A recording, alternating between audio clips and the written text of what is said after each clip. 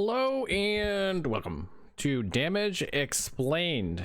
This is a guide, a video guide as a companion to the written guide on max roll on how damage works in Last Epoch.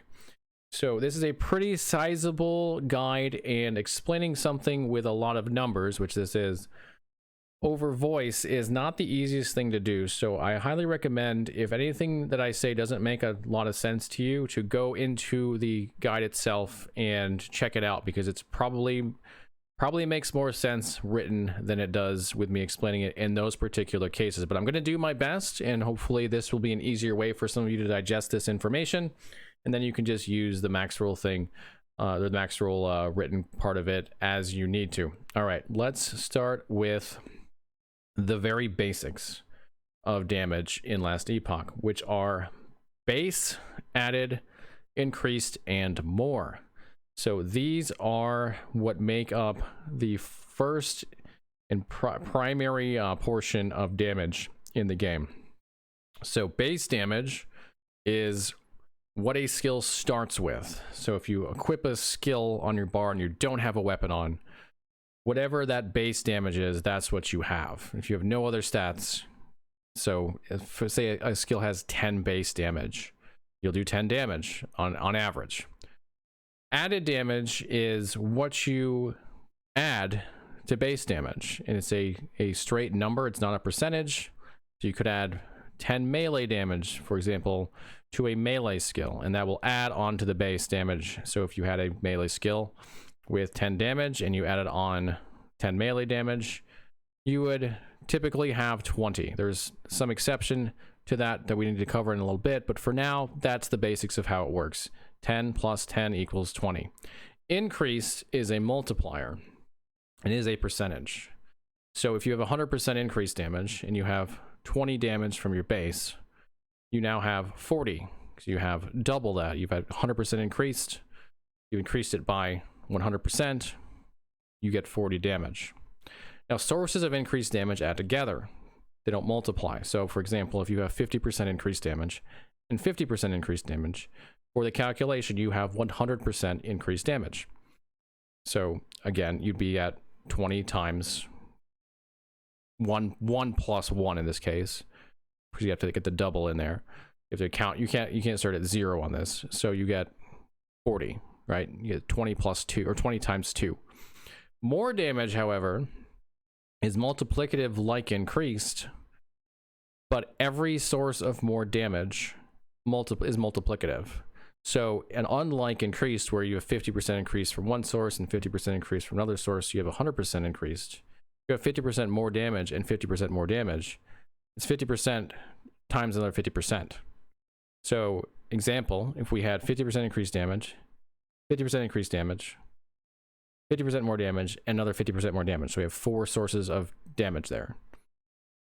We add the increased damage together for 100% increased, times 50% more, times 50% more. So we start, of course, the base and the added. So we have 20. We have the 100% increase from the 50 plus 50. We've doubled it. So now we have 40. Now we have times 50. So we have 60. Then we have another times 50. So we get another 30 out of that because it's half, right? Half. We add on half of what it is with 50%. And so we have 90. So more damage is more powerful than increased. All other things considered, all things being equal. So 50% increased is less powerful than 50% more damage. So, and we have some examples in here as well. So here's the base added. Flame Reave, we have the base damage here. It's kind of hard to read on my screen right now. We have 15 base damage for Flame Reave.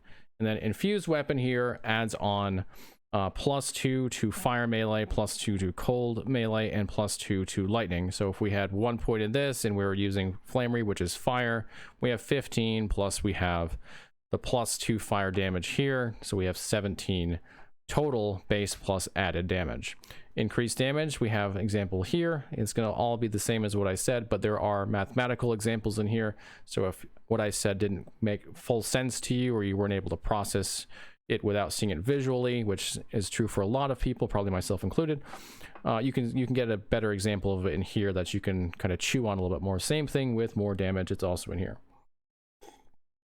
So this is basically what I described here of added, more, and increase, adding them all together. The calculations are right in front of us here. So we have base plus all of our sources of added go together. So base plus added 1 plus added 2 plus added 3, etc. as far as we have to go.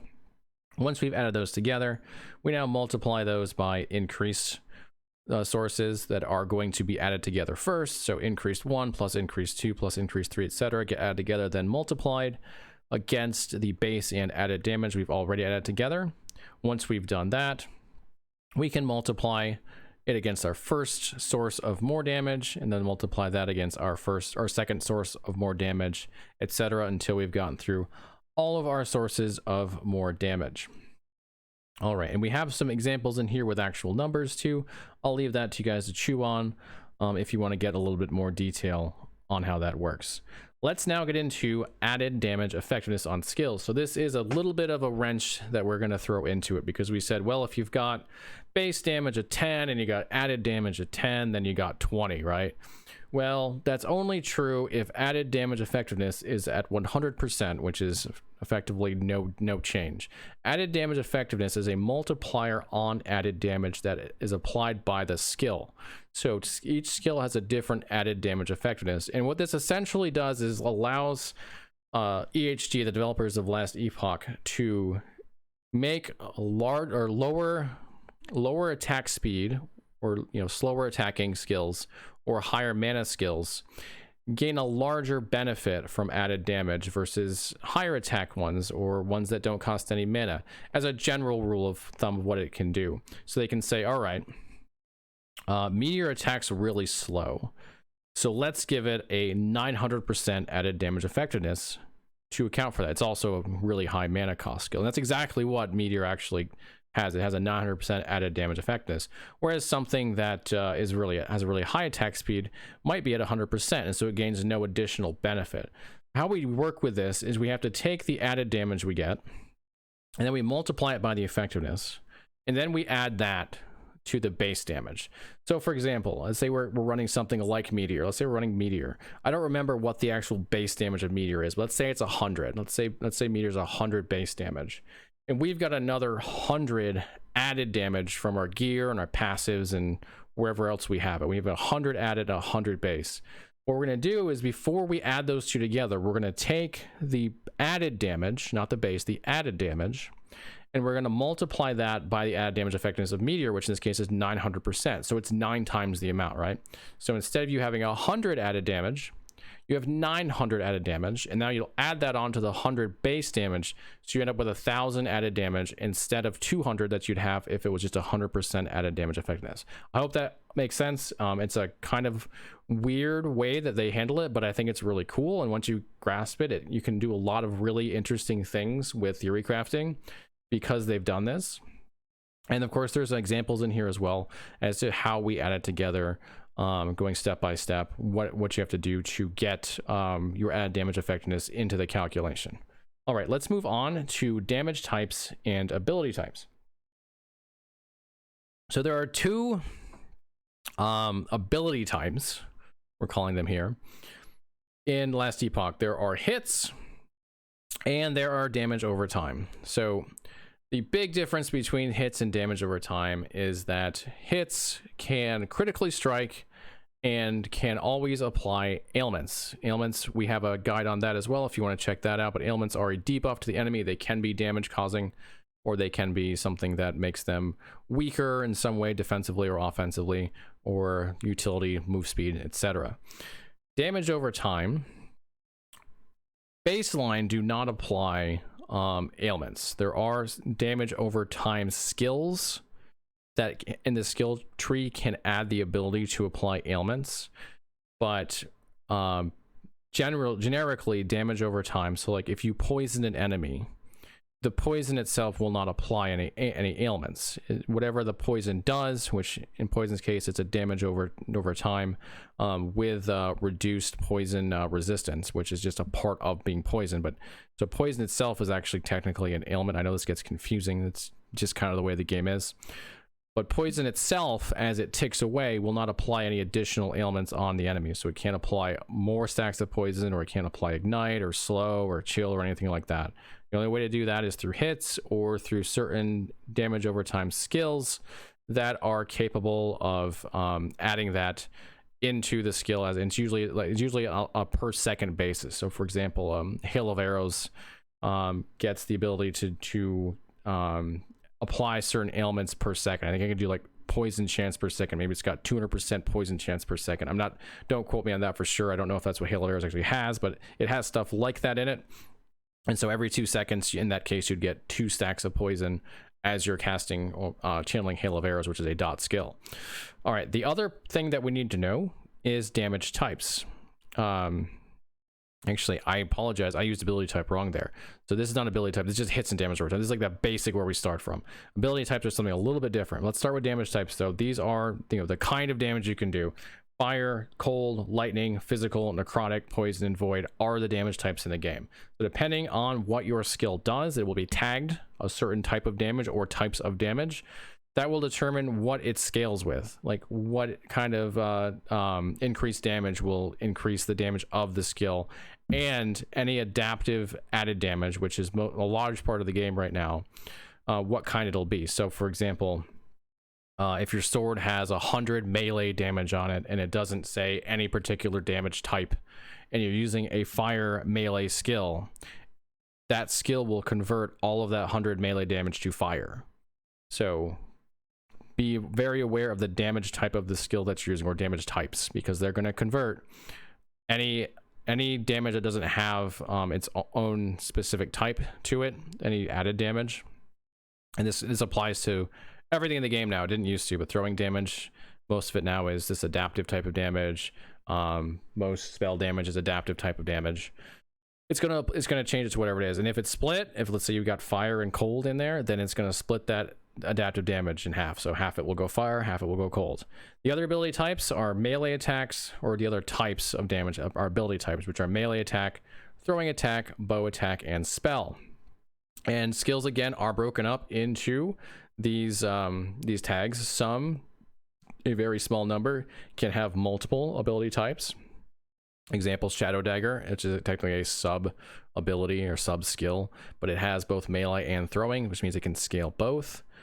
But most of them have one. So like Flame Reave is a melee attack. Sometimes you can convert though. So you might be able to convert Flame Reave to actually I don't think you can convert technically Flame Reave to a spell. I think you actually can convert Firebrand to a spell, but I'm getting away from this topic a little bit. And sometimes skills will have spell or other ability type sub skills in them. So like Flame Reave might have a sub skill for, I don't think that one does. I think actually again Firebrand has a sub skill for a spell, but I'm trying to remember something that I don't remember particularly well right now. Anyway, the point being that watch the ability types on those, because those will also determine how it scales. So if you have a spell and you pick up melee attack damage, like added melee damage, it's not going to do anything for that spell. It's not going to help it at all.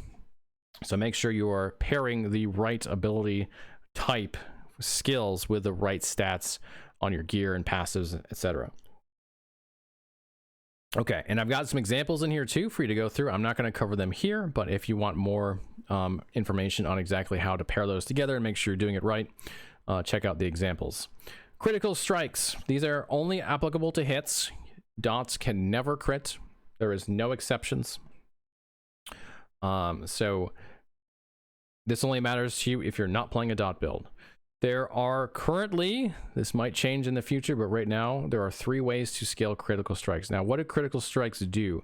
Critical strikes, when they occur, when you critically strike an enemy, will increase the damage that the hit does.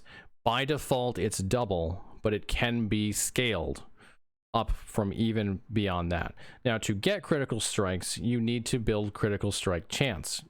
All hit builds start with 5%.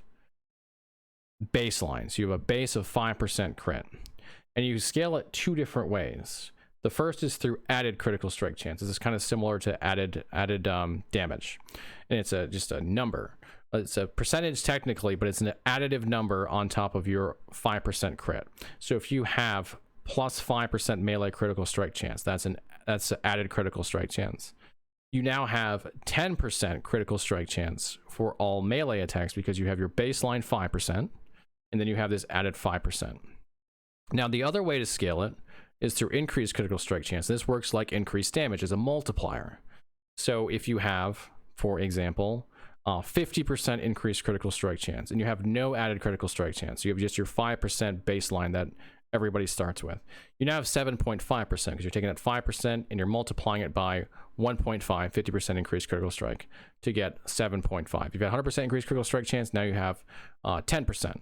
If you had 5% added critical strike chance, like melee critical strike chance, so you get to 10% of total of your base critical strike chance, base plus your added, and then you add 100% increased critical strike chance, you go up to 20. So you can see how these start to scale really well. You want a certain amount of added critical strike chance and a certain amount of increased critical strike chance if you're going to try to cap or get close to cap. So you can't really get away with one or the other in this game. You need to have sources of both, because the more add you have, the more effective your increased critical strike chance is. But added critical strike is kind of hard to come by. You can't really cap with added critical strike chance. You're going to have to get both of these going forward to get to where you want to be. Now, once you've got your critical strike chance in place, how do you scale the damage it does? That's through critical strike multiplier. And this is exactly what it sounds like. It's a multiplier. It's technically additive though, so this is kind of weird. But what happens is critical strike multiplies your damage the same way that increase does, and the same way that more does. It works more like increased in that all of your critical strike multiplier is added together, and then that is multiplied on your damage. So for example, you will start out with 100% critical strike multiplier, which means you have double damage. And if you have another 50% critical strike multiplier, you now have 150% critical strike multiplier. So you do 2.5 times the damage. If you have 100% critical strike multiplier, you do 3 times the damage, because you have 100% plus 100%, and you're multiplying that against all of the rest of your damage. So critical strikes and critical strike multi is a very powerful damage source for hit builds, and most hit builds, the vast majority, scale critical strike chance and critical strike multiplier because it's so strong. All right, let's move on to attack and cast speed. This one's probably pretty self-explanatory. Most skills in the game can scale attack or cast speed, but there are exceptions, like Disintegrate does not scale it. Dancing Strikes does not scale it, although it does convert it to more damage. But most skills will do that. For spells, they're going to use cast speed, and for attacks, they will use attack speed. There is attack speed, and then there is also bow attack speed, there is throwing attack speed, and there is melee attack speed. I think I've covered all of them. If you get a source of attack speed, it will scale all of the attacks. It'll scale bow, throwing, and melee. If you get a source of throwing attack speed, it will only scale your throwing attacks. Check your tags on your skills to make sure you have the right tags for the right attack speed, just like all the other things we're covering here. So there's also a little bit of a difference in how the game calculates spell or cast speed, I should say, which is spells, versus attack speed.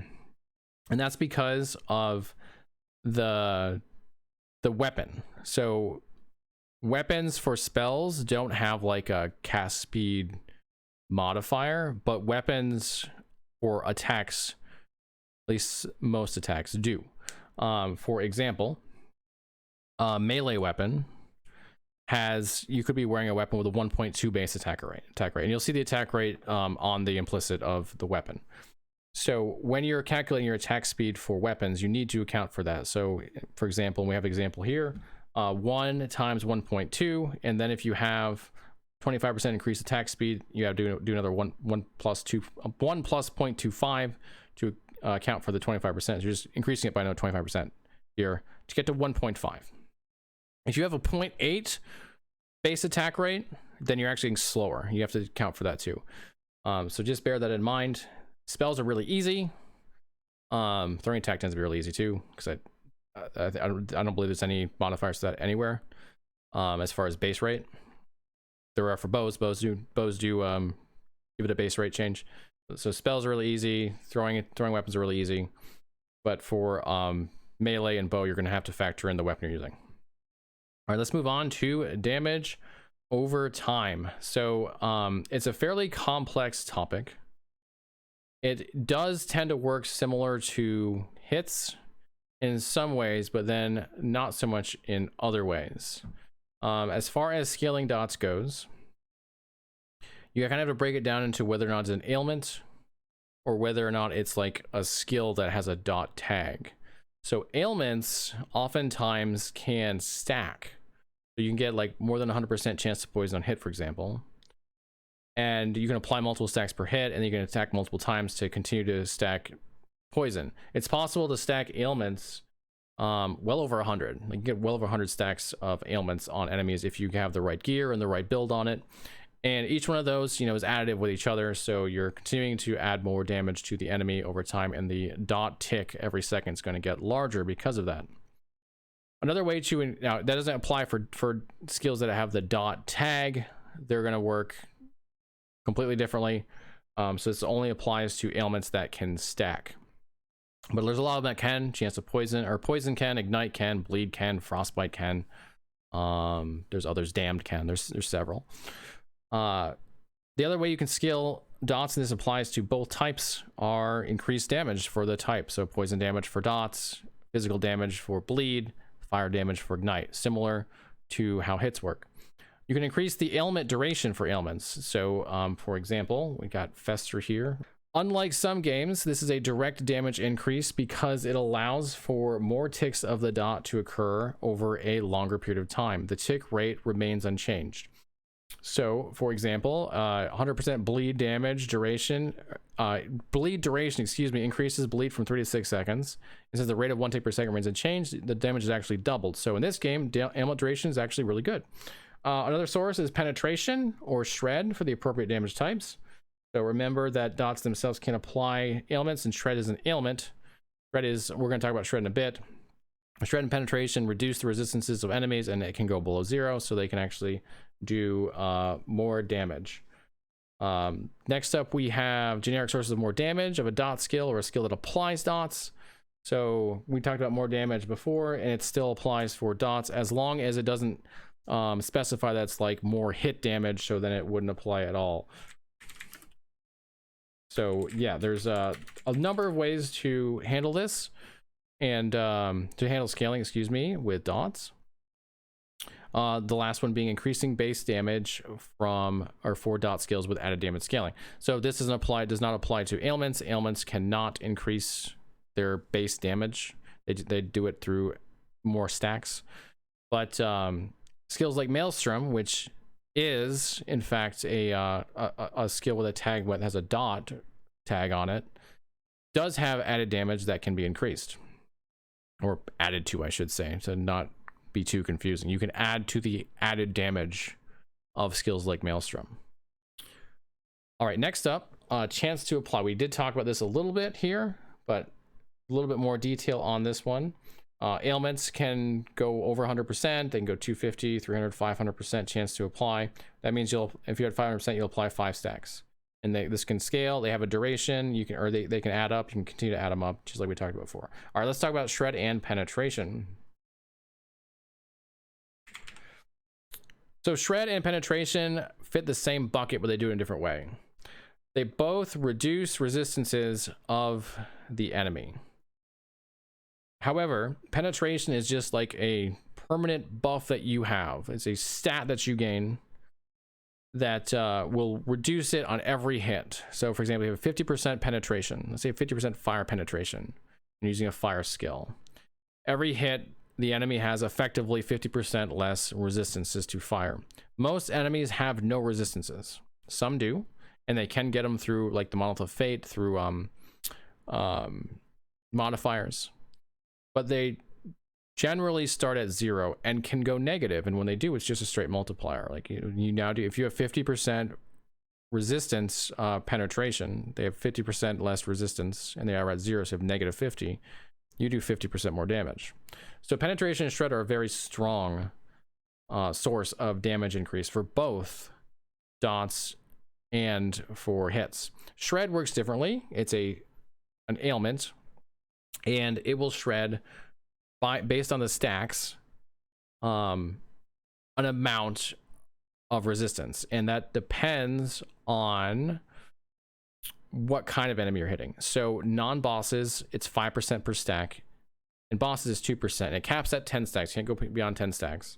So you can get 50% shred You shred 50% of the resistances at maximum stacks on non-bosses and 20% on bosses. A very strong stat for sure. Remember, you have to hit to shred under most circumstances. You can't apply it with an ailment no matter what. So you have to have a way to shred if you're going to use it, but penetration does not require that at all. Okay, next is increased damage taken. This is something that actually applies to the enemy. So you debuff the enemy, you put an ailment on the enemy that says you now take increased damage. Now, because it's on the enemy, it's not you, it works as a multiplier because you have to factor in how much increased damage they are taking from this. Additional sources of it will be additive. But if you only have one source, it's a de facto multiplier at that point, which makes increased damage very strong because there's only a select number of sources of increased damage taken in the game. So we generally want to get them when we can because they really are quite strong.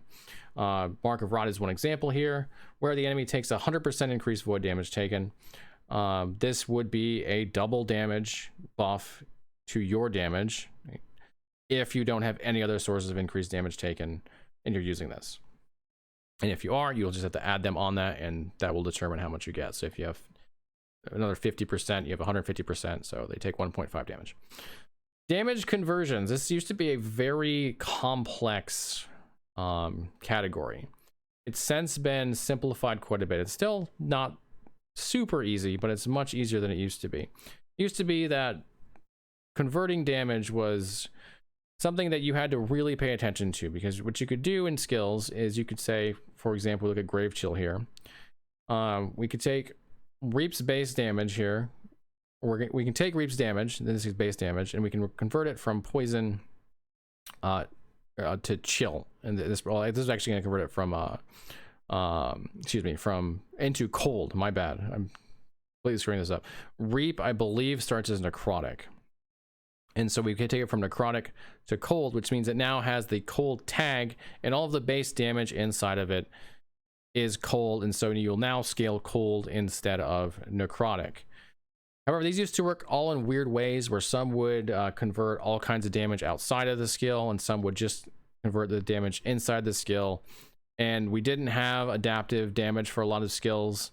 So you might be wearing a physical axe and you're trying to do cold and you can't convert that, and it was a lot of figuring out what to do. But now that we have adaptive damage in all the pretty much most bases in the game, most weapons, this is a lot simpler because they just say, okay, all we're going to do is we're going to convert the base damage, and then all of your adaptive damage will then convert as well because you've just changed the skill, you've just changed the tag over. So this is a lot simpler than it used to be. So what you really have to pay attention to now is, all right, what is it changing to? What's the base changing to? That's going to change your adaptive. And then is anything else also be converted? So for example, poison chance here is being converted to chill chance. They're also, in this particular skill, it's converting an added damage benefit that Reap was getting from necrotic to cold. So Reap itself would give 1 added damage per intelligence, but it was necrotic. Grave Chill makes it so it's now 1 cold added damage per intelligence. And it also gives it freeze rate multiplier, which is a completely different stat, but relevant if you're trying to use freeze in your build. So the moral of the story here is just pay attention to what is being converted. If you want to convert from one damage type to another, and there's a node in the skill, just know exactly what it's doing. Make sure that you're not making a mistake there. It's a lot easier. It's a lot harder to make a mistake now than it used to be, but it's still possible if you're not looking at every single detail that's in the skill. Okay. Minions. So minions scale independently of you under most circumstances. There are some minions that have nodes that will allow them to scale with your stats, or at least some of your stats. But by default, they do not. By default, there are stats for them, like minion damage, that you will have to pick up to make them scale their damage. Meaning added minion damage, increased minion damage, even more minion damage and skills, etc. And there are also different kind of minions, so you have to pay attention to what a stat is telling you. So minions covers every kind of minion in the game. It doesn't matter what it is. Everything else I'm going to list after this, except for allies, counts as a minion. So companions, totems, these are minions. In fact, those might be the only ones that, because allies are not technically minions because they can be your friends. Same with shared. But companions and totems and minions will all scale with minion damage. However, if it says companions, it's only primalist pets. So like wolves, bears, saber-tooth, dinosaurs, etc. If it says totems, it's only primalist totems. So like there's a storm totem, etc. Thorn totem. It's funny that they're so similar sounding. Anyway, pay attention to what it's actually scaling, because you can mess that up if you're not careful. But if it says minion, you're good. If it says minion, any of your minions will count. Okay. I do have some exceptions here. These are things that can scale with your own stats. For example, manifest armor. There are nodes in its skill tree to allow it to apply the stats from your body armor, helmet, gloves, boots. And I think it actually applies them baseline, and then you actually get additional on top. And then ballista can use shared enhancements node to gain a percentage of your damage modifiers. And then Jolro's obsession also allows you to apply stats that are on the gloves to your minions. Okay, minion power is a kind of weird but cool stat. It's just for minions, and what this is designed to do is make it so they can kind of keep up with you in the content as you get stronger and as the content gets stronger. So this will give minions a 0.6% minion power character per level, which will decrease the damage they take and increase the damage they do, multiplicative with other sources. At level 100, you'll be at 45% more damage, and they'll be at 45% more damage and 45% less damage. And there's nothing you need to do except level your character for this to happen. It will happen naturally, but it's worth noting in case you're trying to do a calculation with them, because it's going to affect everything. We only have a couple of things here, so let's quickly go through them.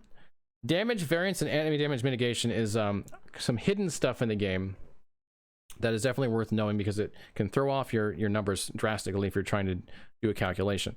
Hit damage is subject to 20% variance, so any hit can be 20% more or less than it's whatever it's expected to be, whatever you would calculate it to be by default. So the numbers can be pretty drastic, from one hit from the next, but overall they should even out to be the expected amount of damage over a long period of time. The variance does not apply to dot damage. You can actually calculate dot damage perfectly if you do it all right. Enemies also gain universal damage reduction at higher levels. Shout out to Tunk Lab on this one, and Tunk for the graphs that he provides on his website. I have sourced that on this article, so you can check it out. But as enemies get stronger, they take less damage, up to 87% less for level 100 enemies. There's no way to counter this in the game. I mean, you can scale your damage so you do more, but you can't like penetrate this damage reduction. It is constant. It will always be there. And so your numbers will look smaller when you are fighting higher level enemies than when you're fighting lower level enemies, or when you're hitting the target dummy. So bear that in mind. The last thing to talk about is skill DPS. This is a system in the game where as you hover over the tooltip of a skill, it will give you a damage per second. And I mostly bring this up to just let you know that this is not especially reliable. In fact, it's very unreliable in a lot of circumstances, because it doesn't factor in a whole lot of things that it would need to in order to give you a more reliable number, including ailments on the enemy. So use this with a pretty large grain of salt. You can use it to get a general comparison between one weapon or another, if you know what it's not calculating, like shred or something like that. But yeah, don't use this as a end all be all for knowing how much damage you're going to do. The target dummy, the train dummy, and if you're into it, hand calculation is far more reliable. Okay, that covers everything for damage. I do have case examples in here though. If you want to go more detail into hits, into dots, it's quite a bit, and to damaging ailments as well. It's all here for you to check out if you want to get even further into it and make sure you're doing the numbers correctly. Thank you so much for watching. Hope you have a great time on Last Epoch. If you have any questions, please feel free to ask me in YouTube or come hang out with me on stream. Be happy to answer them for you. And I will see you all again real soon.